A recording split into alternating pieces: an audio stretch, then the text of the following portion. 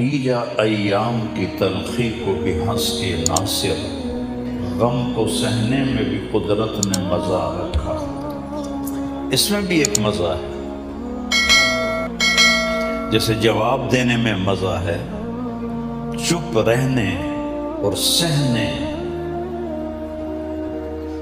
اپنے لہو کے گھونٹ پہ زخم پہ زخم کھا کے جی، آہ نہ کر لبوں کو سی، عشق ہے دل لگی نہیں، سینے پہ تیر کھائے جا، آگے قدم بڑھائے جا، یعنی زبان حال سے کہہ دے کہ ہاں ستائے جا۔ وَاصْبِرْ عَلَىٰ کا میں نے ترجمہ کیا، عَلَىٰ یہ عَلَىٰ کا ترجمہ ہے۔ اگر آپ یہ نہیں کر رہے ہو تو میرا تمہارا استادی شاگردی کا کوئی تعلق نہیں۔ آپ اس ماحول سے آپ بچے ہیں، ماحول سے متاثر تو ہر آدمی ہوتا ہے، کیوں نہیں ہوتا؟ اس لیے بلایا ہے کہ اللہ کرے عندلیب کرے مل کے آہوزاریاں، تو پکار ہائے گل میں پکاروں ہائے دل۔ تو مد مقابل کو لگا رہا وَاصْبِرْ عَلَىٰ مَا يَقُولُونَ، ماں جو کچھ کہیں، جو کچھ کہیں۔ دیکھو وَاهْجُرْهُمْ هَجْرًا جَمِيلًا، حجراً جمیلا۔ حجراً جمیل کا کیا مطلب ہے؟ کہ نہ تعلق توڑنا ہے، نہ جواب دینا ہے، اور نہ منہ موڑنا ہے، تھوڑا فاصلہ رکھو۔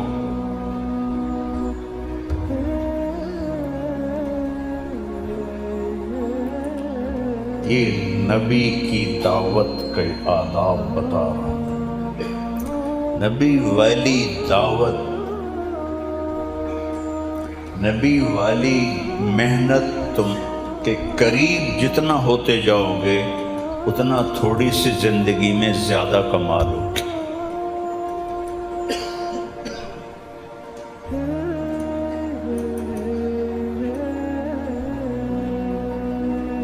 آپ تشریف فرما تھے کوہ صفا پر، تو ابو جہل گزرا، آپ کو دیکھ کے گالیاں دینے لگا۔ آپ بیٹھے ہوئے تھے، کچھ آپ چپ بیٹھے رہے، پھر اور گالیاں دی، آپ چپ بیٹھے رہے، اس نے اور گالیاں دی، آپ چپ بیٹھے رہے، پھر اس نے ڈنڈا ہاتھ میں تھا آپ کے سر پہ مارا، کمر پہ مارا، آپ خاموشی سے پٹتے رہے۔ نبی میں اتنی طاقت ہوتی ہے کہ رکانا جیسے کو اٹھا کے پھینک دیا تھا، تو ابو جہل کیا تھا؟ پھر آپ کو یہاں سے پکڑا اور پتھروں پہ گھسیٹتا ہوا چلا، اور آپ نے اف نہیں کی۔ طائف کے پتھر کھا کے بھی آپ کہیں لا ان شئت اطبق علیہم الاخشبین۔ اگر آپ قرآن پڑھو اور آپ سیرت پڑھو تو آپ کا رخ ہمیشہ صحیح رہے گا۔ اگر آپ صرف آج کے اکابر کو دیکھو، آج کی کتابیں پڑھو، تو نبی کے سوا تو کوئی بھی کامل نہیں ہے۔ ادب ہے، احترام ہے، اتباع صرف نبی کا ہے۔ تو اس کے بدلے میں ہوا کیا؟ حضرت حمزہ شکاری تھے رضی اللہ عنہ، شام کو واپس آئے تو ان کی باندی وہاں کھڑی تھی۔ انہوں نے کہا رے ابا ہمارا، آپ کی بیٹی کا نام تھا ہمارا، بیٹا کوئی نہیں تھا، ابا ہمارا کاش آج تو اپنے بھتیجے کا حال دیکھتا۔ کہنے لگے کیا ہوا؟ کہا یہ ابو الحکم نے اسے مار مار مار کے لہولہان کر دیا۔ ان کے ہاتھ میں وہ کمان تھی، کمان بھی لکڑی کی نہیں تھی، لوہے کی تھی۔ تو سیدھے غصے سے پہنچے حرم میں۔ آگے نادیہ میں بیٹھے ہوئے تھے قریش، کہنے لگے تو نے میرے بھتیجے کو اکیلا سمجھا ہوا ہے؟ اور زور سے ماری کمان، اس کے سر پر خون نکلنے لگا۔ تو اس کے قبیلے کے لوگ اٹھے پکڑنے کے لیے، کہا چھوڑ دو چھوڑ دو چھوڑ دو، کچھ نہ کہو کچھ نہ کہو، یہی تو محمد چاہتا ہے کہ ہم آپس میں لڑ پڑیں۔ کہنے لگا میں بھی آج محمد کا کلمہ پڑھتا ہوں۔ اب کہنے کہ جب میں گھر گیا تو آج شیطان نے مجھے پکڑا، یہ تم نے کیا کیا؟ باپ دادا کا دین چھوڑ دیا، کیونکہ وہ جوش میں کلمہ پڑھا اور حمیت میں رشتے کی، تو اب شیطان کا بھتیجے کا کلمہ پڑھ لیا، آبا و اجداد کا کلمہ چھوڑ دیا، اور ساری رات مجھے نیند نہیں آئی۔ صبح میں گیا، میں کہا یا رسول اللہ میں نے رات کلمہ پڑھا ہے پر میرا دل نہیں ٹک رہا۔ تو آپ نے ایسا ان کے دل پہ ہاتھ مارا کہ یا اللہ ثبت ہو وسدد۔ کہتے اسی وقت ایمان میرے اندر اتر گیا۔ اور نماز جو نفلی نماز ہوتی تھی،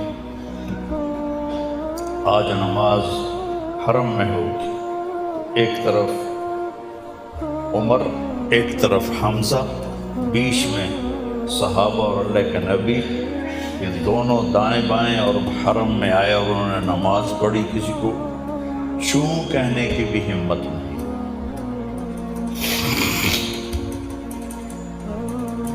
تو نبی کی محنت اپنی ذات سے ہوتی۔ اب یہ آیت بعد میں آئی، جو اقرا کے بعد جو پہلی آئی ہے آیت، وہ ہے یا ایھا المدثر قم فانذر وربک فکبر وثیابک فطہر والرجز فاہجر ولا تمنن تستکثر ولربک فاصبر۔ سارے ہدایات کس کو ہیں؟ کبھی قرآن کھول کے دیکھا تو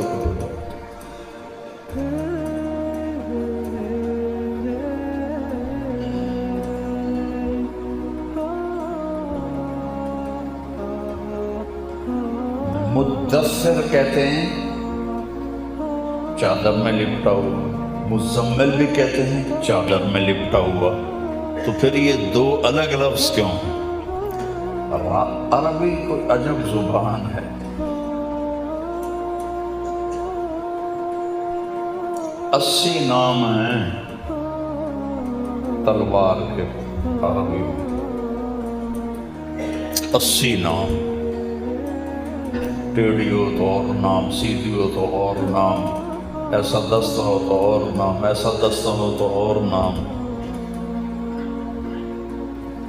جو رات کو سویا ہوا ہو چادر میں اس کو مزمل کہتے ہیں، جو دن میں سویا ہوا ہو اسے مدثر کہتے ہیں۔ جب تہجد میں اٹھانا تھا تو یا ایھا المزمل، جب دعوت کے لیے اٹھانا تھا تو یا ایھا المدثر قم فانذر وربک فکبر۔ یہ قرآن کی واحد آیت ہے جو ادھر سے اور ادھر سے ایک طرح ہے۔ وَرَبَّكَ فَكَبِّرْ، اس کو الٹا کر کے پڑھو تو وَرَبَّكَ فَكَبِّرْ بنتا۔ یہ ایک ہی آیت ہے پورے قرآن میں۔ یہ اللہ نے اس کو کیوں اس طرح کیا؟ وَرَبَّكَ فَكَبِّرْ وَرَبَّكَ فَكَبِّرْ۔ اٹھتے بیٹھتے آتے جاتے پھرتے چلتے اپنے رب کے بول بول، اپنے رب کے بول بول، وَثِيَابَكَ فَطَهِّرْ، اپنے ظاہر کو بھی صاف ستھرا خوبصورت بنا،